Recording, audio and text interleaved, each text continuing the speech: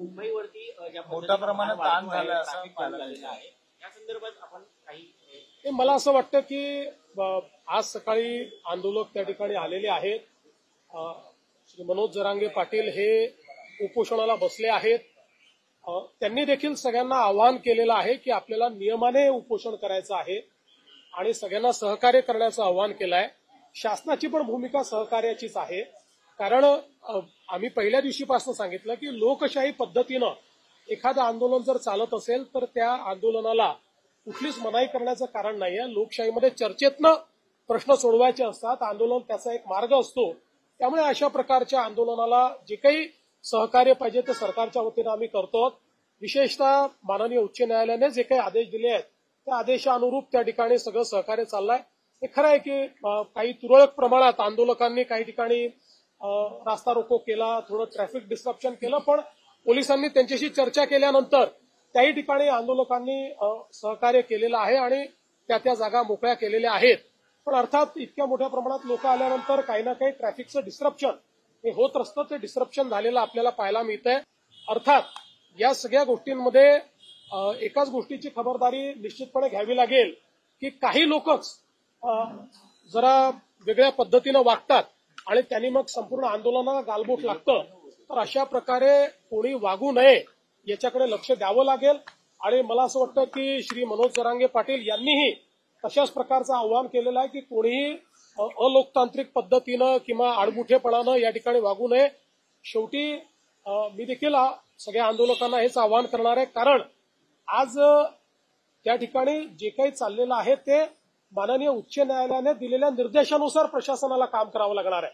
आता हे काही शासनाच्या निर्देशाने नाहीये, उच्च न्यायालयाच्या निर्देशाने प्रशासन काम करणार आहे. त्यामुळे प्रशासनावरही काही बंधनं त्या ठिकाणी जी काही उच्च न्यायालयाने टाकलेली आहेत ती त्यांना पाळावी लागतील. अर्थात त्या बंधनात राहून लोकशाही पद्धतीनं सगळं सहकार्य हे त्या ठिकाणी प्रशासनही करत आहे आणि सरकारचंही त्या संदर्भात कुठलंही वेगळं मत नाहीये.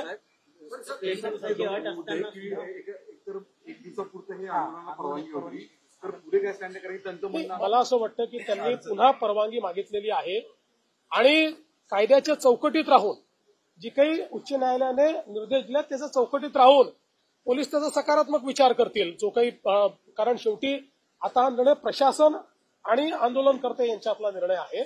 तर माननीय उच्च न्यायालयाने दिलेल्या निर्देशाच्या अनुरूप मला असं वाटतं की प्रशासन सकारात्मक त्या संदर्भातला विचार करेल आणि शेवटी या आंदोलनामध्ये ज्या काही त्यांच्या मागण्या आहेत त्या मागण्यांच्या संदर्भातही जो काही मार्ग काढता येईल तो काढण्याचा सरकारचा प्रयत्न आहे. आपल्याला माहितीये की आम्ही एक एम्पावर्ड कमिटी देखील तयार केलेली आहे. मंत्रिमंडळाची उपसमिती त्या ठिकाणी आहे. या उपसमितीला यापूर्वीच ज्यावेळेस अॅडव्हान्समध्ये काही मागण्या आल्या होत्या त्या मागण्या आम्ही अग्रेषित केलेल्या आहेत. तेही त्याच्यावर विचार करतायत. कायदेशीर मार्ग काढावे लागतील, नुसतं आश्वासन देऊन चालणार नाही. कायदेशीर मार्ग काढावे लागतील, संविधानात बसणारे मार्ग काढावे लागतील. तशा प्रकारचे मार्ग कसे काढता येतील असा प्रयत्न आहे. मी असेन, एकनाथराव शिंदेजी असतील, अजितदादा असतील, आम्ही संपर्कात आहोत. आम्ही समितीला सांगितलेलं आहे की त्यांनी त्या संदर्भात चर्चा करून आमच्याशी चर्चा करावी, जेणेकरून यातनं एक काहीतरी आपल्याला जो काही मार्ग काढता येईल तो मार्ग काढण्याचा प्रयत्न करू. शेवटी एकच आमचा प्रयत्न आहे की कुठल्याही परिस्थितीत दोन समाज एकमेकापुढे येऊन उभे राहिलेले आहेत अशा प्रकारची परिस्थिती महाराष्ट्रात उभी राहू नये. आणि म्हणून ओबीसी समाजालाही आपल्याला सांभाळावं लागेल, मराठा समाजालाही न्याय द्यावा लागेल. आणि शेवटी मी पुन्हा एकदा सांगतो की आपण हे सगळ्यांनी बघितलेलं आहे की गेल्या 10 वर्षामध्येच जेवढा काळ आमचं पहिलं युतीचं सरकार होतं, दुसरं युतीचं सरकार आणि आता तिसरं युतीचं सरकार, या काळातच मराठा समाजाला न्याय मिळालेला आहे. इतर कुठल्याही काळात मराठा समाजाला न्याय मिळालेला नाही. आरक्षण देण्याचं कामही आम्ही केलं आहे, सारथीचं कामही आम्ही केलेलं आहे, अण्णासाहेब पाटील आर्थिक विकास महामंडळाचं कामही आम्हीच त्या ठिकाणी करून उद्योजक तयार केलेले आहेत. आणि त्यासोबत पंजाबराव देशमुख निर्वाह भत्ता देखील आम्हीच सुरू केलेला आहे. परदेशी विद्यार्थ्यांना पाठवणं देखील आम्हीच सुरू केलेलं आहे. त्यामुळे या सगळ्या गोष्टी शिक्षणाच्या असतील किंवा वेगवेगळ्या असतील रोजगाराच्या, या सगळ्या आमच्याच सरकारने त्या ठिकाणी केलेल्या आहेत. त्यामुळे मराठा समाजाबद्दल आम्ही सकारात्मकच आहोत. कुठल्याही प्रकारे मराठा समाजाच्या संदर्भात आमच्या मनात काही शंका नाहीये. या समाजाच्या पाठीशी आम्ही आहोत. पण त्याचवेळी काही लोक जाणीवपूर्वक हा प्रयत्न करतायत की हे कसं एस्केलेट झालं पाहिजे, कसे दोन समाज एकमेकासमोर आले पाहिजेत, कसं ओबीसी आणि मराठा असं भांडण लागलं पाहिजे. काही लोकांचे स्टेटमेंट सकाळी बघितले मी, त्यांचे प्रयत्न काय माझ्या लक्षात येतात. पण त्यांना मी सांगतो, अशा प्रकारे आंदोलनावर पोळी भाजण्याचा प्रयत्न करू नका, तुमचं तोंड भाजेल. हे मला त्यांना सांगायचं आहे. शेवटी मुंबई, महाराष्ट्र, आपलं सोशल फॅब्रिक, या सगळ्या गोष्टी महत्वाच्या आहेत. आपल्याला एखादा निर्णय जो घ्यायचा असतो त्या निर्णयाचा दीर्घकालापर्यंत त्याचा परिणाम होत असतो. त्यामुळे अशा प्रकारचे निर्णय हे चर्चेतनं घ्यायचे असतात, सर्वसमावेशकनं घ्यायचे असतात. एकाला समोर करायचं, मग दुसऱ्याला नाराज करायचं, मग त्याला समोर आणायचं. अशा प्रकारचे प्यादे लढवणे, अशा प्रकारचे एकमेकासमोर लोक झुंजवणे, हे या सरकारचं धोरण नाही. आम्ही त्यातनं प्रयत्नपूर्वक मार्ग सर, तुम्ही चर्चेबद्दल बोलताय, आंदोलक आणि सरकारमध्ये काही चर्चेची शक्यता आहे, काही त्या संदर्भात काही पावलं? त्या दोघांमध्ये एक सकारात्मक चर्चा व्हावी आणि सकारात्मक चर्चेमधून या गणेशोत्सव काळामध्ये सणासुदीच्या काळामधलं आंदोलन कुठेतरी या संदर्भात निश्चितपणे मी आपल्याला सांगितलं की आपण त्याकरताच ही समिती तयार केलेली आहे. ती समिती त्यांच्या ज्या मागण्या आहेत त्या मागण्यांवर विचार करते आहे, त्याच्यानंतर चर्चा देखील करेल. जी काही चर्चा त्या ठिकाणी आवश्यक आहे ती चर्चा करून तोडगा काढायचा प्रयत्न करू. वेगवेगळ्या लेवलवर ही चर्चा होत असते. त्यामुळे आणि यापूर्वीही चर्चा एक प्रकारे कमिटीने सुरूच केलेली आहे, कारण मागण्यांवर कमिटीची एक बैठक देखील झालेली आहे. आणि मग त्यातनं कमिटीने वेगवेगळे म्हणजे त्या मागण्यांच्या संदर्भात कायदेशीर पोझिशन काय आहे. आता शिंदे समिती आहे, शिंदे समितीचा अभ्यास कुठपर्यंत आलेला आहे. शिंदे समितीला ऑलरेडी एक्सटेन्शन देण्याचा ठराव देखील या कमिटीने घेतलेला आहे.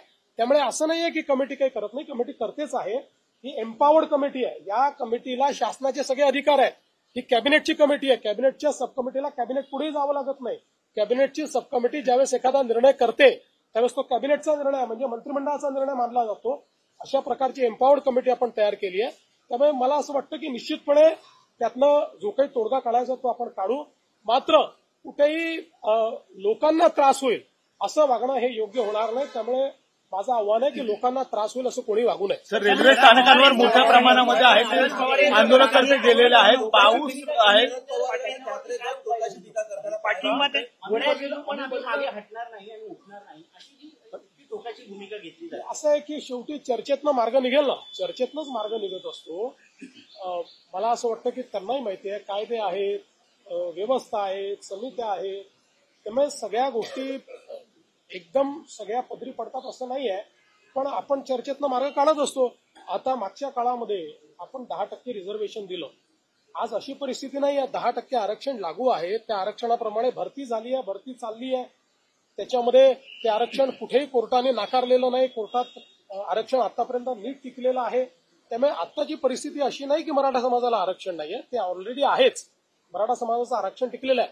पण एक गोष्ट मात्र निश्चित आहे की वेगवेगळे पक्ष जे या संदर्भात सोयीची भूमिका घेत आहेत त्या पक्षांना माझं आव्हान आहे की सोयीची भूमिका घेऊ नका. भूमिका घ्यायची तर ठाम भूमिका घ्या. ठाम भूमिका घेताना दिसत नाही. आम्ही तर बोललोच होतो, याचंही करा त्याचंही करा, अशा प्रकारची भूमिका नको. जे कायदेशीर आहे ती कायदेशीर भूमिका घ्या ना. तुमची भूमिका सांगा, काय कायदेशीर भूमिका आहे. या संदर्भात ते भूमिका याकरता सांगणार नाहीत, कारण त्यांना समाजामध्ये भांडण होताना कुठेतरी त्यातनं राजकीय फायद्याचा वास येतो. आम्हाला राजकीय फायदा करून घ्यायचा नाही. आम्हाला सगळे समाज सांभाळायचे आहेत. आमचं सरकार इतक्या मोठ्या संख्येनं या ठिकाणी निवडून आलं कारण आम्ही सगळ्या समाजाला सांभाळलेलं आहे. सगळ्या समाजाने आम्हाला मतदान केलेलं आहे. त्याच्यामुळे आम्हाला सगळ्यांना सांभाळावं लागेल. सगळ्यांना सांभाळून सगळ्यांचे ॲस्पिरेशन्स जे आहेत ते ॲस्पिरेशन्स कसे पूर्ण करता येतील हे आम्हाला प्रयत्न करायचा आहे. सर रेल्वे स्टेशन सर एकीकडे अशी मागणी जरी जरांगे पाटील करत असले, काँग्रेस असेल किंवा ठाकरे गट असेल किंवा शरद पवार गट असेल, ते मात्र यावरती ठाम भूमिका घेत नाही. सरकारने निर्णय घ्यावा असं उत्तर द्यावे. म्हणूनच मी मागतो, कारण या सगळ्या लोकांनी मागच्या काळामध्ये याच्या संदर्भात एक सर्वपक्षीय बैठकीत ठराव करून सह्या केलेल्या आहेत. आपल्याला सगळ्यांना माहिती आहे, त्यांनी सह्या केलेल्या आहेत. त्यांचं पत्र आहे, पब्लिक डोमेनमध्ये पत्र आहे. त्यामुळे त्यांची भूमिका काय आहे ही त्या पत्रातनं बाहेर आलेली आहे. म्हणून मी म्हटलं की आता सोयीची भूमिका घेणं आणि लोकांची दिशाभूल करणं हे बंद केलं पाहिजे.